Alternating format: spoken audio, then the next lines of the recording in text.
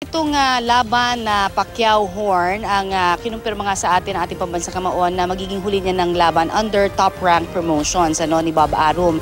Pero hanggang sa ngayon ay hindi pa rin tiyak kung magtutuloy pa ba o pipirma pa ba ang ating pambansang kamaon ng renewal of contract under Top Rank. Yan po naman ang ating tunghayan sa aking report.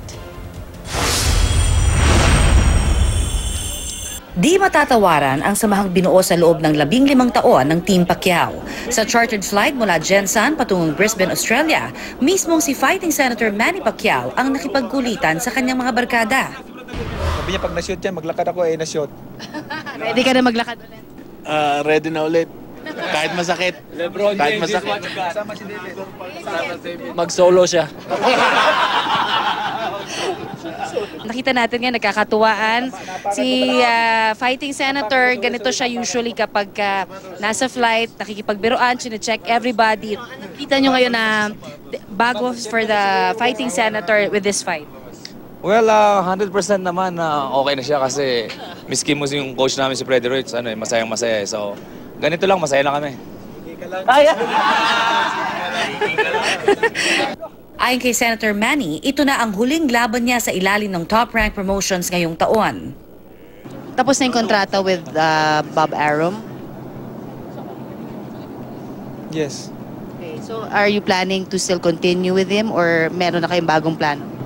Wala nang problema kay Bob. Maganda naman yung relationship namin. Depende na sa pag-uusap kung hindi naman siya nagpo-propose eh. Ang top-rank manager ni Manny na si Mike Cons, matipid din ang naging sagot sa issue. Well, I don't even want to discuss that right now. That's not an issue. I'm not going to get into that discussion right now. We're here to win this fight, and I'm looking at Dubai for November. All right. Okay. Also with top rank. I'm looking at Dubai. Ang kanyang assistant coach naman na si Buboy Fernandez, kumpiyansa na si Manny ang magwawagi pero pinaghahandaan daw nila ng husto ang bentahe na makakalabang si Jeff Horn, ang sinasabing pamatay na kanang suntok ng Australianong boksingero. Yung Jeep kasi counter-puncher siya na diretso lang. Itong ating kasi counter-puncher na slugger.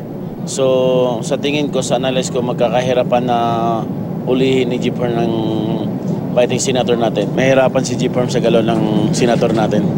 Sa darating na linggong ito, sasabak pa rin si Manny sa paghahanda. Pero bago yan at habang kaya pang mag-relax, sa paglalaro muna ng chess siya sumabak. Sinulit din muna ng Team Pacquiao ang masayang pagkakataon na tulad nito. 15 years of being together, ano yung mga naalala mo? Yung mga nagsisimula pa kayo? 15 years is not a short time. 15 years is a really, really long time. Kami, hindi na kami basta magkakaibigan eh. Para kami magkakapatid eh. Iba-iba lang nanay namin.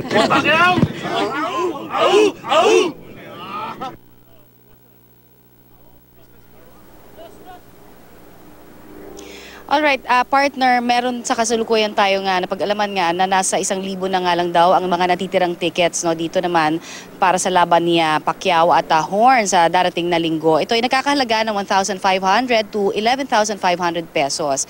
At ang nabalitaan din nating betting odds para kay Horn ay 4.75 at ganoon naman na kay Pacquiao ay nasa 1.20.